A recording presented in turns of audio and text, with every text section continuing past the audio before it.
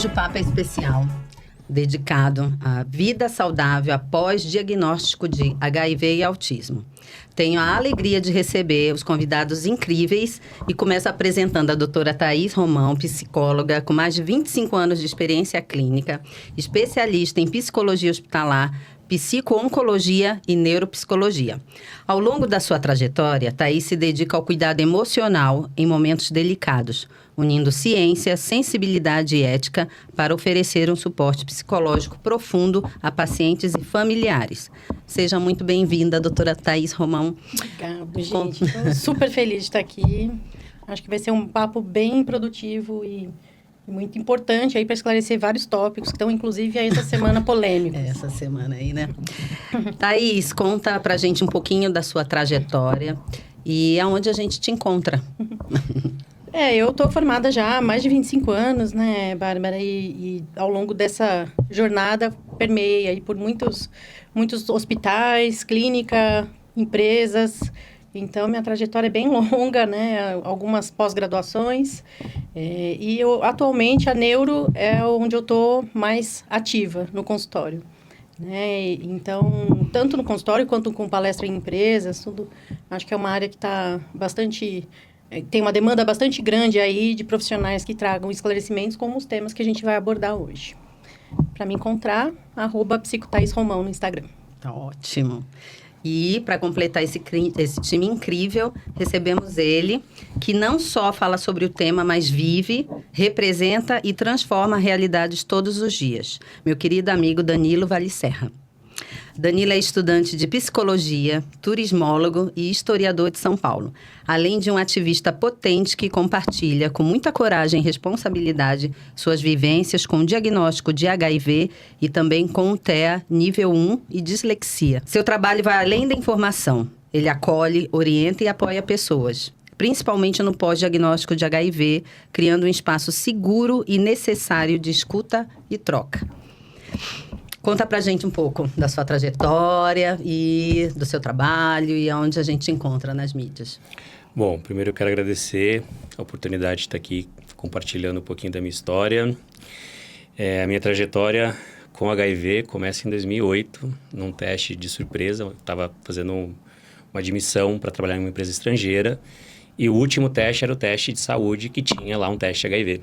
Na época, se podia pedir esse teste, né? E hoje também pedem, mas ele não desclassifica o participante. Na época, era critério desclassificador. E aí, quando eu recebi o diagnóstico, eu falo... Em todas as entrevistas que eu dou sobre HIV, eu falo que eu fiquei 6 meses em modo avião.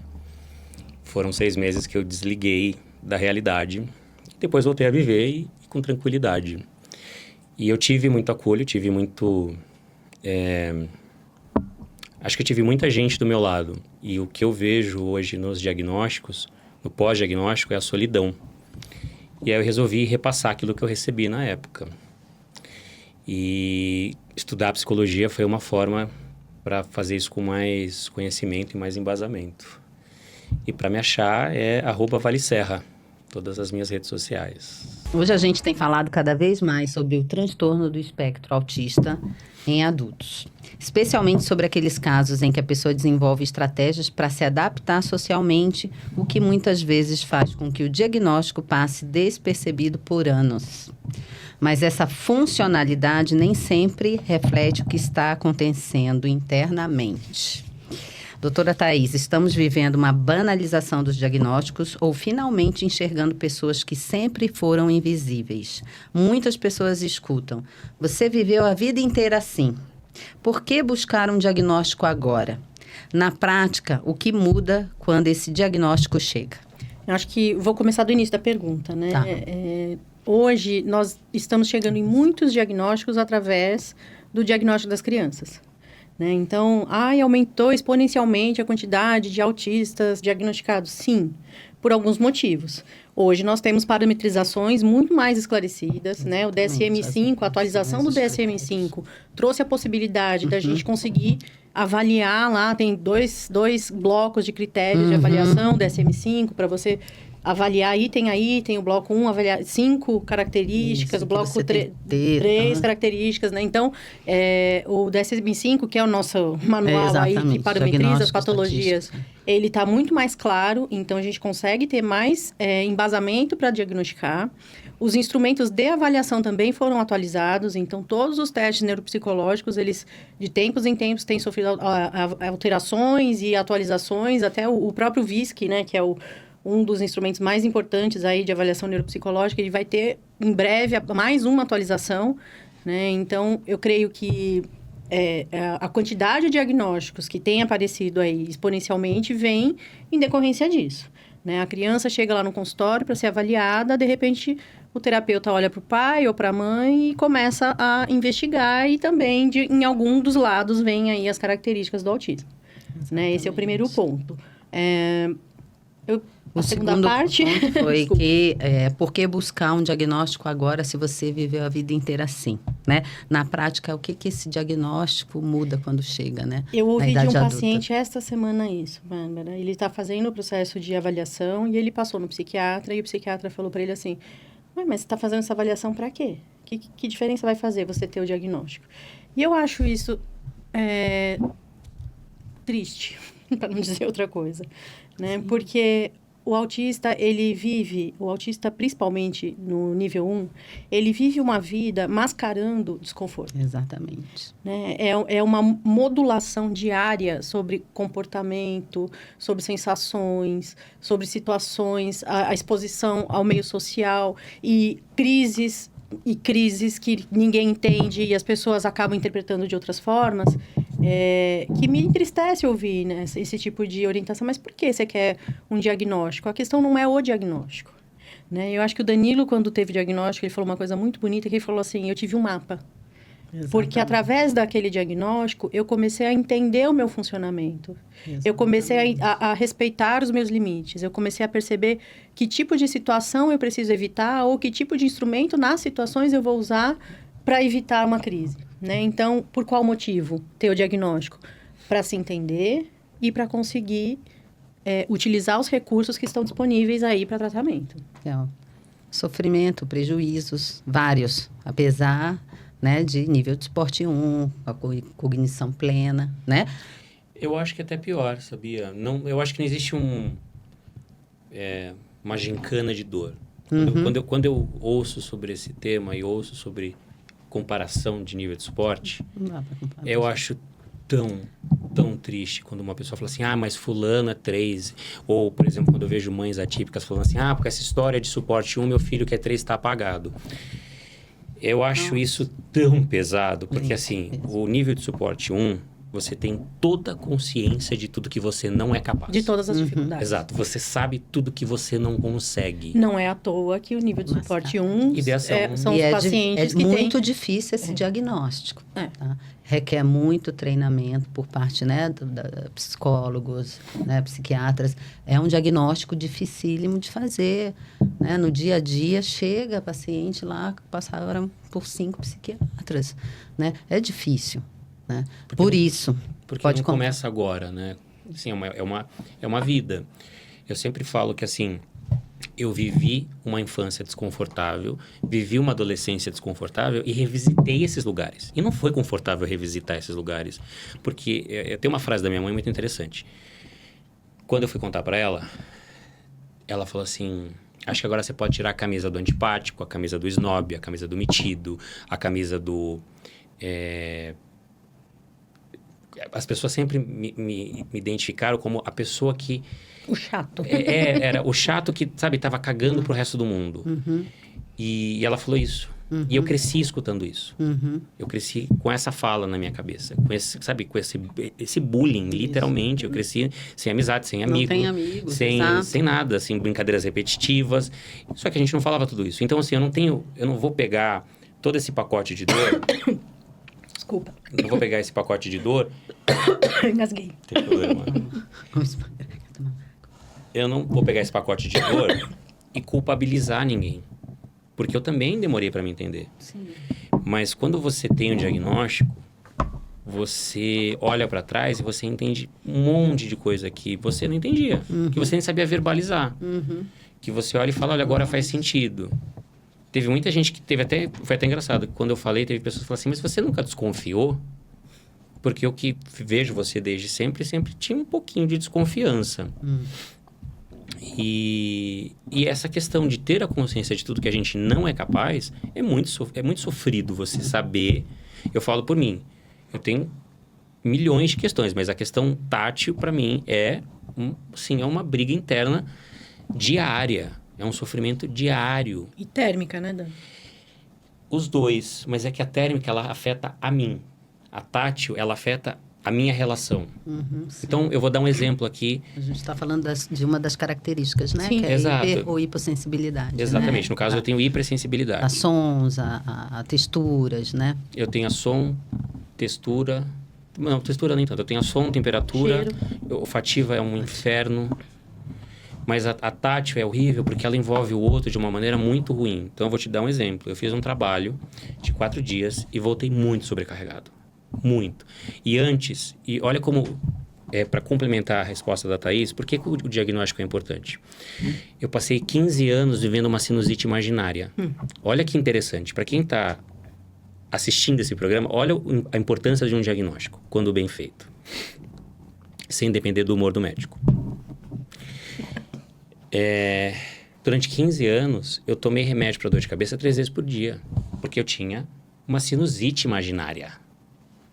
Na minha cabeça, eu tinha uma sinusite, porque chegava em algum momento do dia, o seio da face parecia que ia explodir, tudo e qualquer coisa me irritava 3 vezes mais, e tinha um padrão que era assim, trabalho, muita gente falando, muito som, e de repente tudo virava muito.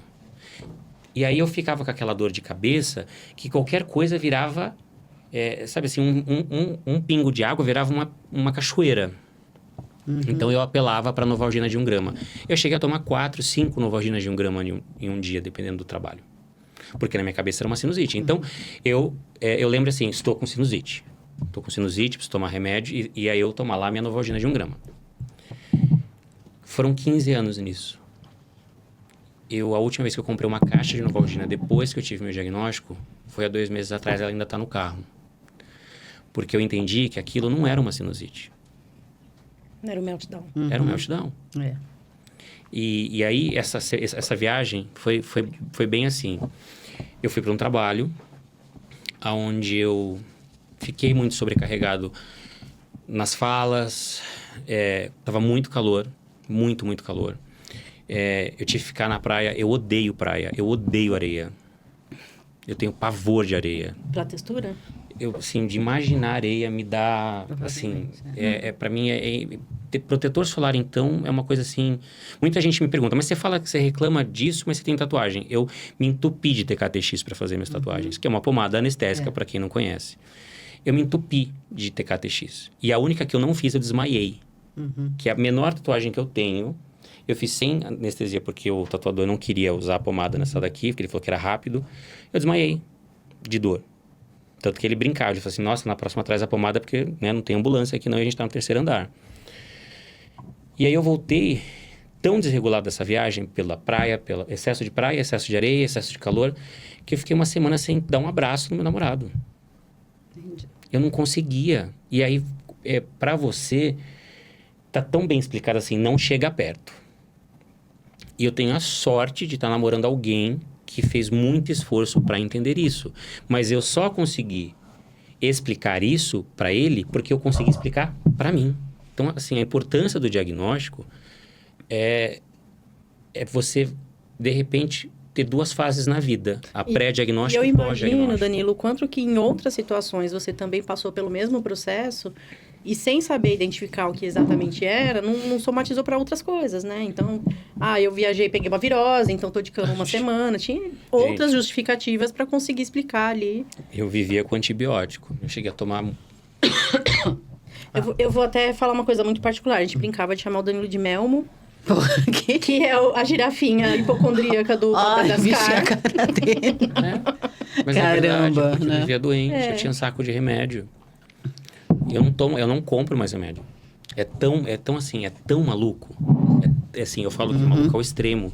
Quando eu olho para trás e lembro de todas as sinusites que eu tinha, eu tomei tanto antibiótico, porque quando eu chegava num ponto de meltdown, de shutdown, eu ia pro antibiótico, porque era uma dor que eu falava, isso aqui é sinusite, essa sinusite ela é bacteriana, aqui já não dá mais, aqui eu preciso do antibiótico. E era como se os dias fossem passando, e eu lembro de escutar do meu ex, né, meu ex-marido que é médico, ele falava assim, no primeiro dia de antibiótico, eu já estava bem. Aí ele falava assim, nossa, que estranho, porque o antibiótico leva um tempo para agir. Você não tem como já estar bem. Entendi o lance do mel. Exato, mas era uma coisa real, assim, todo mundo achava que eu era hipocondríaco, porque eu vivia como um saco de remédio. Danilo, o diagnóstico não impacta só para quem recebe, né? Como foi para sua rede de apoio entender e se adaptar? O diagnóstico te limitou ou te libertou? É uma pergunta complexa, porque acho que quando a gente fala... Eu vou comparar, tá? O HIV, eu racionalizei muito fácil. Eu não olhei para mim e falei que, gente, tô sem chão aqui, hein? O negócio pegou. E eu passei por isso com o autismo. Do tipo, não queria, não esperava. Quando eu ouvi que era, eu falei assim, não pode ser. Sabe assim, tipo... Conta um passo antes, né? Conta como que você chegou no consultório para fazer a avaliação. Bom, começa com uma questão minha de escrita. Eu não sei escrever. E eu não sei ler. Sim. E olha que maluco, formado, né? em 2 faculdades. Exatamente. Com uma especialização no meio. E eu nunca escrevi, nunca li. E isso sempre foi uma coisa assim de me fazer chorar. Eu chorava. Então, qual era a minha saída? Quando eu sempre dei palestra sobre HIV na faculdade, eu preparava o que eu ia fazer na lousa, no celular, e copiava do celular para a lousa. Até um dia que uma professora me viu e falou assim, mas espera aí, você falou que estava pronto o seu material. Porque a avaliação, ela era desde a apresentação até o que eu ia passar para o quadro. Era um conjunto. Eu estava fazendo um estágio na faculdade, isso foi no 4º ou 5º semestre. Eu falei, não, professora, mas eu fiz, está preparado. Ela, mas você está copiando? Você não sabe escrever? Eu falei, me dá licença, eu fui no banheiro e chorei. Porque eu não sabia falar que eu não sabia Pela escrever. primeira vez ele foi pego no pulo. Exato, literalmente. Com a estratégia que ele tinha de conseguir dar conta da dificuldade. Eu não sabia falar que eu não sabia escrever. Alguém pegou. E aí, eu falei, voltei, terminei a aula, e ela falou assim, eu fiquei sem entender. Eu não sei que nota te dá, porque eu acho que você estava copiando de algum material pronto. Aí eu falei, professora, eu não sei escrever. Ela olhou para mim e falou assim, como não sabe escrever? Eu falei, eu não sei escrever. Aí ficou um silêncio sepulcral numa sala, nós dois. Eu me lembro que ela olhava para baixo, olhava para cima, eu querendo me liquefazer ali, entrar num ralo e ir embora. Sim, né? Literalmente. Porque foi a primeira vez que eu assumi que eu não sabia escrever. Eu tinha vergonha de falar isso perto do meu ex-marido. Porque meu ex-marido fala 8 línguas, toca violoncelo, toca piano. Como é que eu ia falar que eu tava... como é que eu ia falar pro cara que, assim, mais inteligente que eu não sabia escrever? Né? Eu tinha medo do julgamento. É real isso. Sim. Não é uma piada. Sim. E aí, vieram as fases das provas escritas. Porque esse assunto parou aí. Quando as restrições da pandemia acabaram, tudo mais, as provas voltaram para papel. Tá. Aí teve um dia que eu tive uma crise de choro e não fazia a prova. Eu falei, não, eu vou ter que falar o que eu sinto. Né? Eu não sou burro, eu não sou, eu preciso falar. Só que eu não sabia o que era. Aí eu falei para minha coordenadora, eu falei, não sei escrever. Não consigo, não sei. Aí ela fez a prova, ela perguntou para mim e eu respondia. Ela falou, olha, é dislexia, Sim. mas você precisa procurar uma neuro e fazer o teste. Sim. E começou aí. Começou com a dislexia e eu lembro que era um conjunto de perguntas. Não era só sobre dislexia, mas tinha um conjunto de perguntas. Foi uma coisa assim de umas 3 semanas para responder. Aí você foi fazer a avaliação com a doutora Thaís. Thaís, fala um pouco da avaliação, né? Porque com essa história de depender do mundo médico, etc e tal, né? É um exame, né? Uma avaliação. Todo esse diagnóstico envolve processos, protocolos, resultado de estudos, de pesquisas, né? É tudo muito sério. As neurodivergências, de modo geral, Bárbara, elas muitas vezes se sobrepõem em sintomas, né? E na psicopatologia também. Então, quando você disse que um paciente chegou com diagnóstico de borderline, no final das contas foi diagnosticado com autismo, é porque grande parte dos sintomas se sobrepõe. Então, quando o paciente chega para avaliação neuropsicológica, a gente faz toda uma investigação clínica prévia de história familiar, história da infância, desenvolvimento Adulto autista foi criança motor. autista, adolescente autista. Exatamente. Desenvolvimento motor, desenvolvimento comportamental, social, a gente avalia desde o nascimento até o dia de hoje. Né? Então, essa primeira parte da avaliação é fazer uma coleta de dados históricos do paciente, muitas vezes com o paciente e familiares. Né? Então, muitas vezes a gente lança a mão do companheiro atual, da mãe, irmãos, amigos de longa data, porque tem muitos instrumentos que a gente precisa lançar a mão aí de olhares múltiplos para conseguir chegar em algumas conclusões. A partir do momento que a gente faz essa anamnese, que é esse primeiro momento aí de histórico, a gente escolhe quais são os instrumentos padronizados que a gente vai usar. Tá. Tem um instrumento principal, que eu gosto muito de usar, mas aí cada neuropsicólogo utiliza, né, que chama VISC, que ele vai avaliar todos os itens cognitivos. Então, a gente consegue fazer uma peneira, um pente fino sobre toda a parte de cognição. Atenção, memória, concentração, raciocínio lógico, raciocínio matemática, enfim. Né? Uma gama ali, todos os itens de cognição.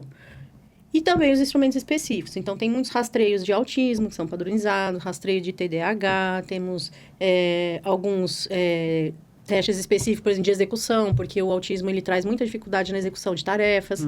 Então, a gente faz uma seleção de vários protocolos e análise deles todos, além de quantitativas, porque eles trazem um número para a gente também, a gente faz análise qualitativa, porque aí é você juntar todas essas informações, compreender um quadro com o histórico clínico que o paciente trouxe para a gente, para poder chegar ali num diagnóstico. E leva mais ou menos quanto tempo uma avaliação?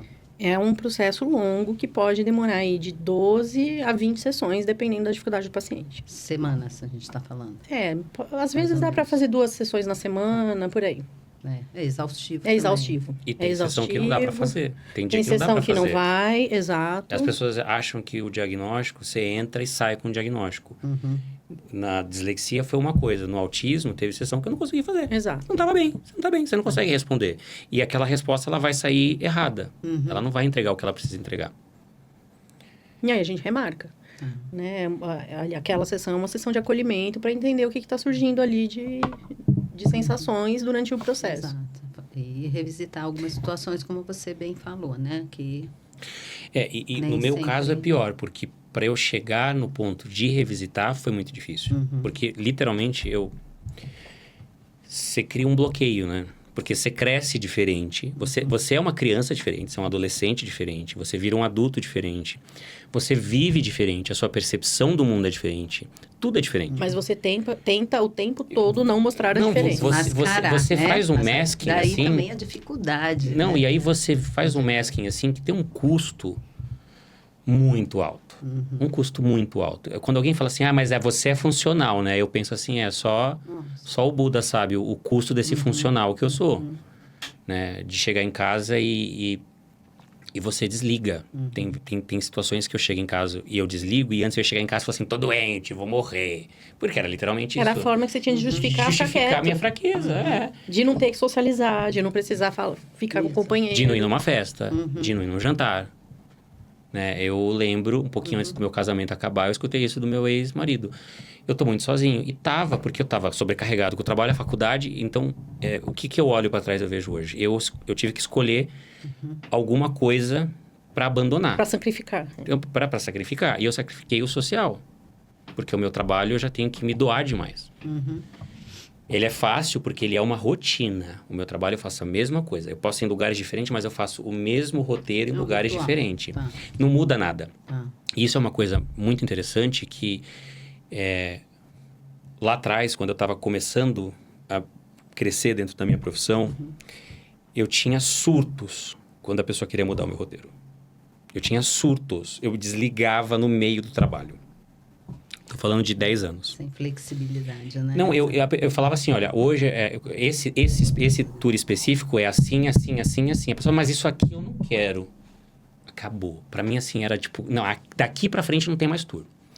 Sabe quando você faz assim, e aí você faz mecânico? Eu entregava tudo. Mas assim, pra mim já não tinha mais graça, assim, já não dava. Mas você não pode... profissionalmente, dispensar o cliente, escolher o que você vai ou não. Volta pro hotel que acabou. Eu tô falando isso de 10 anos atrás, tá?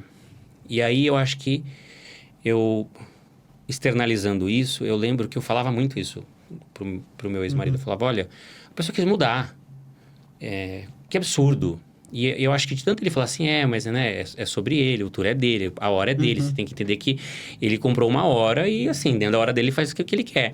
Pra mim, aquilo era inaceitável, até o momento que eu desliguei. Então, assim, eu saía de casa e ia trabalhar, e eu colocava na minha cabeça assim, eu não sei o que eu vou fazer, eu não sei o que vai acontecer, e eu não vou conseguir controlar o que vai acontecer. Então, eu me frustrava menos. Isso. Foi um exercício muito... Foi literalmente uma... Sabe TCC? Eu fiz uma auto-TCC na minha vida, na época, sem conhecer o que era TCC. Porque foi o que eu fiz. Eu me programei para entender que eu não tinha controle do que ia acontecer. Fiz um programa para imprevisibilidade, aquilo. Olha, é isso mesmo, né? Mas era, porque eu tinha que entender que eu não tinha controle do que ia acontecer. E a gente não tem, né? E aí, só que eu consegui isso profissionalmente. Pessoalmente, nem hoje. Entendi. Conseguiu fazer essa flexibilização para o trabalho. Porque é o meu trabalho. Desse jeito. E sim. consegui ser referência. Não que isso não tem um custo, né? Tem um Isso. custo muito Sim. alto. Mas assim, sou referência na minha área. Eu não falo que sou referência à toa. Eu falo referência porque são 23 anos trabalhando nessa área. E quando você é PJ e você não tem vínculo, você é descartado se você não entrega o que a empresa pede. Exato. Tanto que eu fui muito acolhido na empresa que eu trabalho. A empresa que eu trabalho, eu fiz um vídeo falando sobre o meu diagnóstico. E aí o dono da empresa veio, a esposa do dono, muito querida, falou assim pra mim, eu vi o seu vídeo. Aí eu tremi, né? Achar que eu sou louco. Eu vou fazer um parênteses. Quando a gente finalizou a avaliação, eu falei para ele assim, Danilo, eu acho importante você chamar o pessoal da agência, explicar que você passou pelo processo de avaliação, fazer a sua carteirinha. Não vou contar nada para ninguém. Foi quase igual taxista.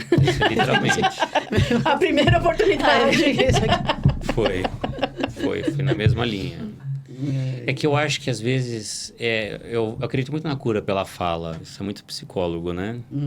Acho que a cura pela fala ajuda. Eu falei pra mim, eu falei assim, eu tô com uma dor muito grande. É uma dor muito grande. Às vezes ainda me pega. Às vezes eu falo assim, poxa, podia ser diferente, né? Porque você sabe, a gente volta pro assunto do começo, você sabe das suas limitações. E ela não impacta só a sua vida, ela impacta quem tá do lado. Isso. Em algum momento eu já cheguei a refletir assim, será que meu casamento, se eu tivesse o diagnóstico antes, meu casamento não teria acabado, eu tava junto? Não que eu esteja infeliz hoje, mas será que lá atrás não tinha como ter consertado?